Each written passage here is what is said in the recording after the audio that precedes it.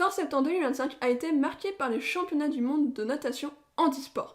Et il y a eu énormément d'exploits durant cet événement. Et on va revenir sur 3 personnes qui ont particulièrement marqué ces championnats du monde. On va commencer par celle qui a vraiment marqué son nom dans ces championnats. Il s'agit de l'états-unienne Katie Kubiak. Elle a battu 4 records du monde durant ces championnats dans la catégorie S4, c'est-à-dire ceux qui ont une déficience musculaire. Et sur ces 4 records du monde, il y en a 2 qu'elle a réalisés sur la même épreuve, le 50 mètres d'eau, puisqu'elle remporte tout simplement sa série en faisant le record du monde, et elle gagne la finale en faisant le record du monde.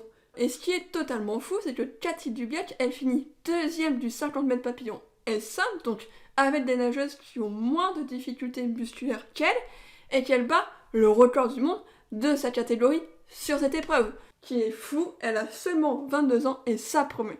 Puisqu'on parle de jeunesse, on est obligé d'évoquer les exploits de l'Hollandaise Ushana Kunkun-Dakwe, qui ne cesse de marquer son sport depuis ses 15 ans. Maintenant, elle en a 18, et elle a tout simplement battu 2 records d'Afrique. Et durant ce championnat, elle a participé aux 50 mètres nage libre et aux 100 mètres nage libre, ses véritables spécialités.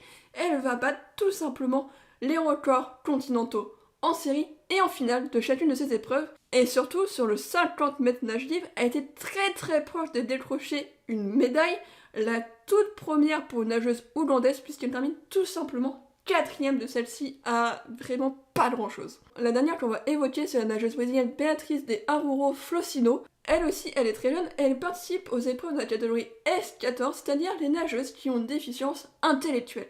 Pour ces premiers mondiaux, on peut dire que la nageuse a bien marqué le coup, puisqu'elle obtient 2 médailles, dont un titre sur le 100 mètres brasse, et sur cette épreuve-là, elle bat 2 fois le record d'Amérique, une fois en série et en finale, où elle obtient l'or. Elle a également gagné une médaille d'argent sur le relais 4x4 nages. Bref, elles sont nombreuses à avoir marqué la compétition, et on espère que la prochaine fois, ce sera diffusé en clair à la télé.